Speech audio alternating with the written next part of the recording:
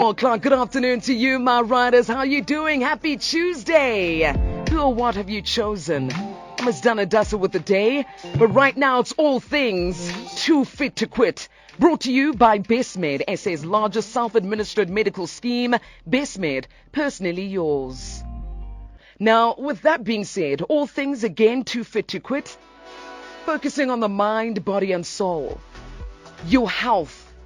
Your state of well-being, how you feel each and every single day, and also situations that we face as individuals. Now, today we're looking at the fact that approximately 19.4 million women aged 15 years and older are at risk of breast cancer. Now, breast cancer is one of the most common cancers amongst women in South Africa, making up 27.1% of new cancer cases in women, and almost 1 in 28 women are likely to be diagnosed with it in their lifetime. Now, it also not just women who are included to breast cancer, as 1 to 3% of all breast cancers happen in men as well. Now, the survival rate for breast cancer once it has reached stage 3 and 4 is only 24%. But if you caught it early, the survival rate skyrockets to about 93%. So this afternoon, my riders, on the line, we are joined by a phenomenal woman who is about to share her story. 22 years old, Alzette Nell, cancer survivor who took life by the boobs. And you'll understand why I'm saying who took life by the boobs. Alzette, how are you doing? Hi, I'm good, thanks. I Thank just want to you. correct you real quick. I am 25. 25? I'm I'm feeling thinking you're alive. 25. 25, 22. Whatever You the know, age when you... a few years, I'll probably thank you for that in 25 years' time.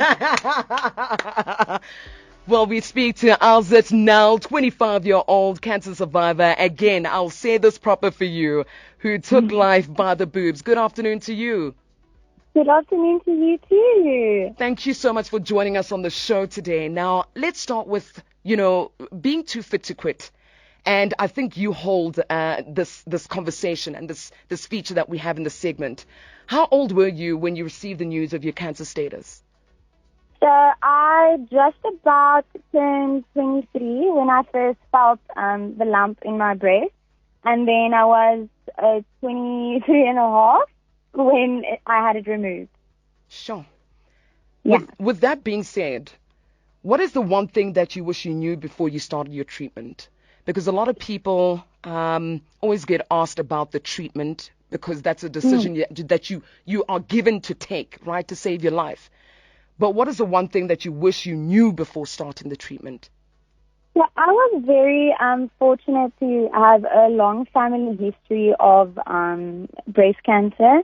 So I was surrounded by a lot of women who walked the journey themselves. And I was also very fortunate enough to not really undergo treatment, but also to have various options that I could choose from, which is also, you'll understand later on why this campaign is so special to me. Because I had a choice in what I wanted to do about the diagnosis. So I just, the first doctor I went to told me, listen, you're young, we can do a boob reconstruction. Why don't you just have a mastectomy? And then it's clean, cut, everything's out, cool. And then I went to a second specialist who, funnily enough, also did my grand's breast cancer. Sure. And he advised me to just get a lumpectomy, I think that's what they called it. I was so oblivious at the time. And I just wish, and that's when they completely take out the lump entirely. If it's concentrated to one area, which luckily enough mine was. I just wish someone told me how completely your hormones change. Sure. After any treatment or anything that has to do with your reproductive organs, actually, because I'm now growing hairs in places I did not know the sun could shine. I have one extremely tiny boob and one very large one. I get moody a lot easier when I have my period, and I cry very easily too. Again, even when you were saying that you grow hairs in places you do not know the sun could shine on, There's something about you, 25 years old, but yet you've got to bounce to the step of that answer that you just gave me. And it's not just an answer, this is your life, and you're talking about the process and the journey, and there's a lot of things that we can break down, and I know that we don't have the utmost time to speak about it, but what was the most difficult part of your journey, and how did you overcome it? Because I know you're talking about the scar, the removal of your breast tissues, and who you are now today. What has been the most difficult part of this journey, being a breast cancer survivor? I think the hardest thing for me was because my mom was with me when they gave the diagnosis. And I think the hardest part for me was just watching her face drop completely. It's as if, like, as soon as anyone hears the word cancer, they don't immediately think survivor, they think death. And it's so hard to break that stigma because obviously most people catch cancer way too late, and then by that time you're in a stage where recovery is very scarce. But that's also why I don't necessarily like to refer to myself as a survivor, because I was so, like, physically very much left unscathed. Besides now the scarring and the very major difference in my two boobs. I was thinking of the tiny one when I said minor. And then just witnessing the way your body changes, and it's like having to change your meds after I've been on antidepressants since I was 17, and then they were hormonally driven, so then I had to switch meds for that and the effects that had on my life, and then also having to choose to not do certain food products like soy milk and stuff that accelerate estrogen growth in your body. And just reading up a lot about that was it's scary, because you immediately get the horrible side of everything before you get to this is how you survive this part. Wow. But the community was very amazing, the breast cancer community, because they don't go like, oh, shame, she didn't even undergo chemo, she didn't lose her hair, she didn't this, blah, blah, blah. They just immediately go, wow, you're a survivor too. Absolutely. Doesn't matter how small of a battle you survived, you're still a survivor. Absolutely. And I think that's the one thing that I take away from this entire journey. And then also feeling more comfortable with talking about boobs and nipples and hair that grow in places that they're not necessarily supposed to, 100%. I feel like that that makes people around me more comfortable to talk about stuff like that too, 100%. And that's why we're having this conversation. That's why it is All Things Too Fit to Quit about you, Alzette. And I also just want to take this moment to shine a light, especially for a person who is comfortable to speak about it.